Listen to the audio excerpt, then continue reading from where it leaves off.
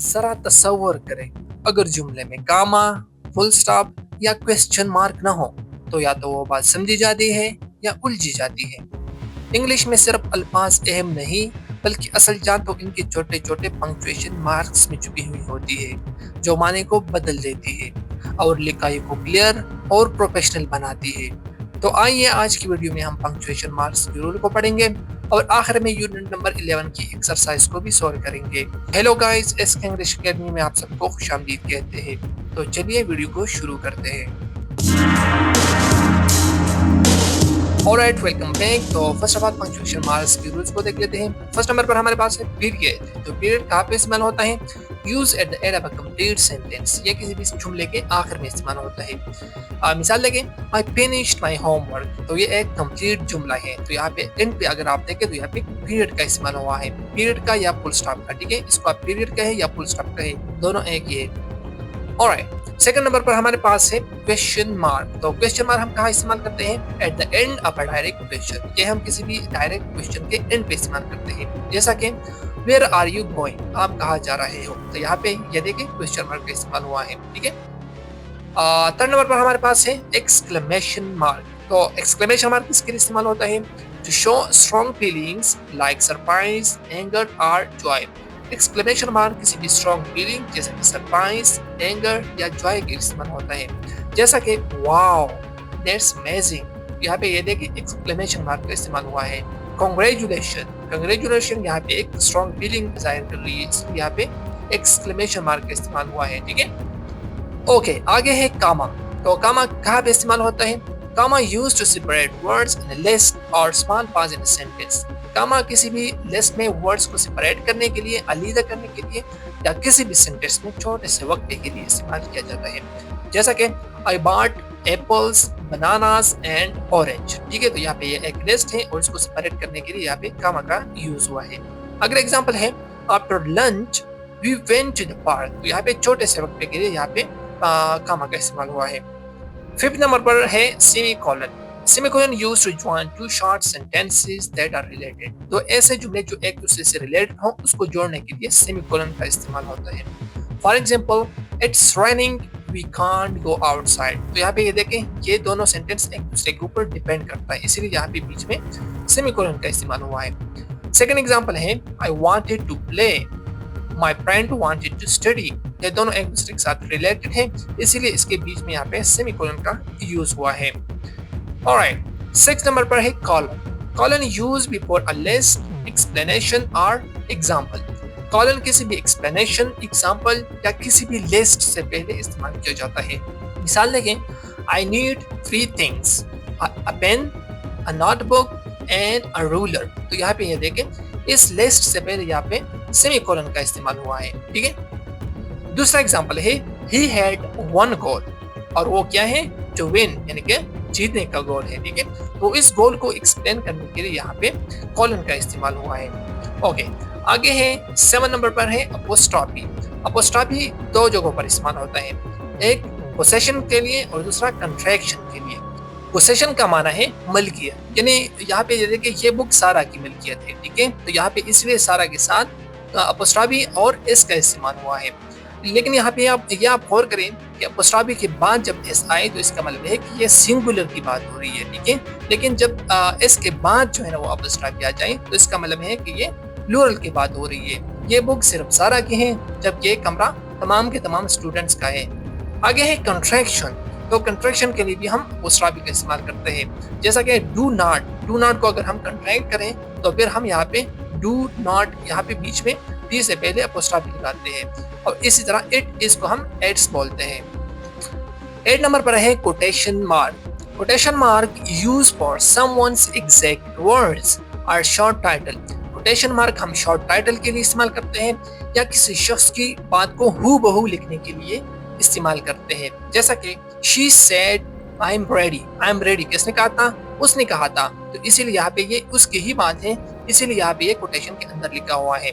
Honesty is the best policy, ये भी किसी की कही हुई बात है, इसीलिए यहाँ पे ये कोटेशन के अंदर लिखा हुआ है।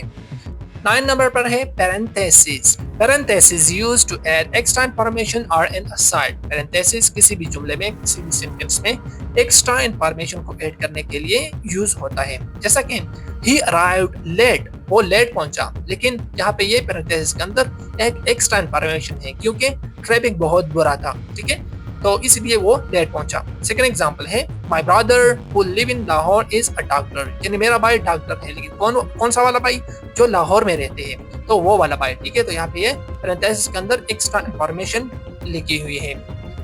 10 नंबर पर है हमारे पास hyphen. Hyphen used to join two words और पार्ट्स ऑफ वर्ड्स. हाइपन दो अल्फाजों को जोड़ने या दो अल्फाजों के हिस्सों को जोड़ने के लिए इस्तेमाल होता है. जैसा कि it is a well known story. Well known दो अल्फाज हैं और ये यहाँ पे अगर देखें तो हाइपन की मदद से यहाँ पे जोड़े हुए हैं. ठीक है, दूसरा एग्जांपल है my mother in law is kind. Mother in law अल्फाजों का मजमुआ है जो कि हाइपन की मदद से जोड़े हुए हैं. ओके, आगे है dash. Dash used to show a sudden change और extra thought. Dash sudden change या एक्स्ट्रा थॉट को शो करने के लिए इस्तेमाल होता है. जैसा कि आई लाइक चॉकलेट, मैं चॉकलेट को पसंद करता हूँ, लेकिन क्यों पसंद करता हूँ, इट्स माई फेवरेट, क्योंकि मेरा फेवरेट है. तो यहाँ पे इट्स माई फेवरेट ये एक एक्स्ट्रा इंफॉर्मेशन है. ठीक है, एक्स्ट्रा थॉट है. एग्जाम्पल नंबर 2 है ही वॉज लेट, वो लेट हुआ, लेकिन कैसा लेट हुआ, अगेन दोबारा लेट हुआ, कल भी लेट हुआ था और आज भी लेट हुआ. आगे है ellipsis. Ellipsis used to show a pause or missing word. यह हमें missing words या छोटा सा वक्फा दिखाता है. जैसा कि I was thinking maybe tomorrow. तो यहाँ thinking के बाद यहाँ पे missing words है. ठीक है, इसके बाद भी कुछ ऐसे वर्ड्स है जो मिस हो रहे हैं. दूसरा एग्जांपल देखें wait, what happened. तो wait के बाद यहाँ पे pause हुआ है. ठीक है, यानी यहाँ पे वक्फा आया हुआ है.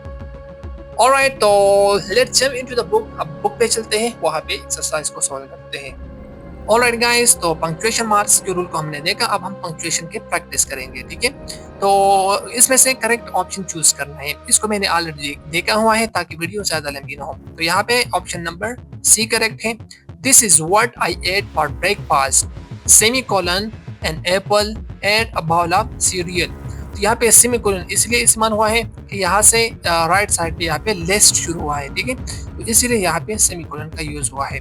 ओके, तो सेकंड नंबर पर यहाँ पे ऑप्शन बी सही हो जाएगा. He knocked several times, semicolon, no one came to the door. तो यहाँ पे सेमीकोलन का इस्तेमाल होगा क्योंकि यहाँ पे दो इंडिपेंडेंट क्लासेस एक दूसरे के साथ जुड़े हुए हैं. किसके थ्रू, सेमीकोलन के थ्रू. क्वेश्चन नंबर 3 में ए करेक्ट ऑप्शन हो जाएगा my sister loves mysteries, my brothers love comic. तो यहाँ पे देखें तो यहाँ पे भी सेमीकोलन का ही यूज हुआ है क्योंकि यहाँ पे भी दोनों इंडिपेंडेंट क्लासेस है और इंडिपेंडेंट क्लासेस को हम सेमीकोलन के थ्रू जोड़ते हैं. क्वेश्चन नंबर 4 में करेक्ट ऑप्शन डी हो जाएगा. Here is where you need to get at the supermarket. Bananas, bread, milk and biscuits.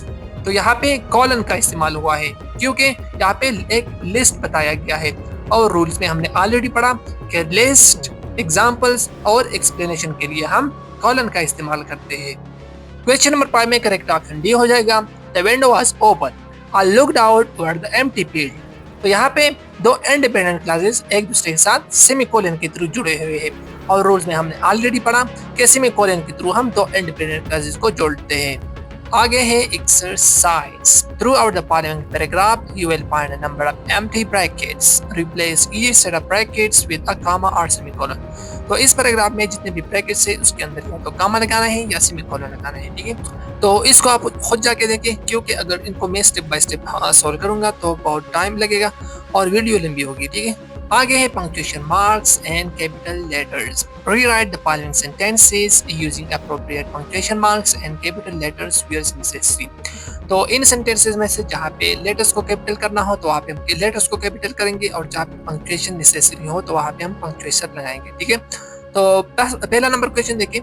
River Ravi flows through Lahore. ठीक है, तो यहाँ पे रिवर यहाँ पे सेंटेंस हमेशा कैपिटल लेटर से शुरू होता है तो यहाँ पे आर कैपिटल हो जाएगा. ठीक है, तो रिवर में आर कैपिटल हो जाएगा. रावी भी एक प्रॉपर नाउन है तो यहाँ पे भी आर कैपिटल हो जाएगा. ठीक है, और यहाँ पे एल कैपिटल हो जाएगा क्योंकि लाहौर भी एक प्रॉपर नाउन ही है और यहाँ पे डॉट आएगा. ठीक है, तो ये फिर करेक्ट हो जाएगा. क्वेश्चन नंबर 2 है Apple tower is the most famous mountain in France. तो यहाँ पे एप्पल टावर भी एक प्रॉपर नाउन है. ठीक है, तो यहाँ पे ई और टी कैपिटल हो जाएगा. और इसके अलावा फ्रांस, फ्रांस भी एक स्पेसिफिक नाउन है, ठीक है। तो यहाँ पे एफ कैपिटल हो जाएगा और एंड पे यहाँ पे फुल स्टॉप आ जाएगा। क्वेश्चन नंबर 3 है my brother is a singer. तो यहाँ पे एम कैपिटल हो जाएगा, ठीक है, एंड यहाँ पे फुल स्टॉप आ जाएगा, तो ये करेक्ट हो जाएगा।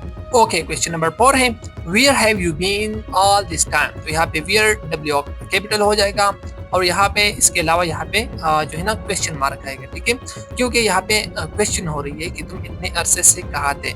ऑलराइट, क्वेश्चन नंबर 5 को आपने सही करके मुझे कमेंट करना है।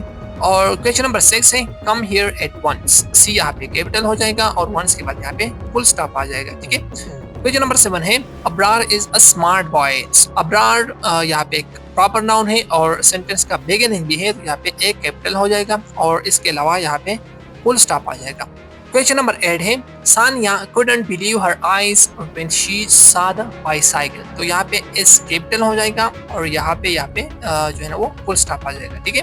क्वेश्चन नंबर 9 है India is the 7th large country in the world. तो यहाँ पे आई कैपिटल हो जाएगा और यहाँ पे फुल स्टॉप आ जाएगा। क्वेश्चन नंबर 10 है Karachi is the capital of Sindh. तो यहाँ पे के कैपिटल हो जाएगा, सिंध में एस कैपिटल हो जाएगा और यहाँ पे फुल स्टॉप आ जाएगा। ओके गाइस, तो ये थी आज की वीडियो। आई बिलीव कि आपको कुछ ना कुछ समझ में आ गया होगा। अगर वीडियो पसंद आई तो वीडियो को लाइक करें, शेयर करें, कमेंट लाजमी करें और चैनल को सब्सक्राइब करना मत भूलें। अगर क्लासेस, फ्रेजेस और इनके टाइप्स के बारे में आपने जानना है तो इस वीडियो पर क्लिक करें। तब तक के लिए मुझे इजाजत दीजिएगा। अल्लाह हाफिज।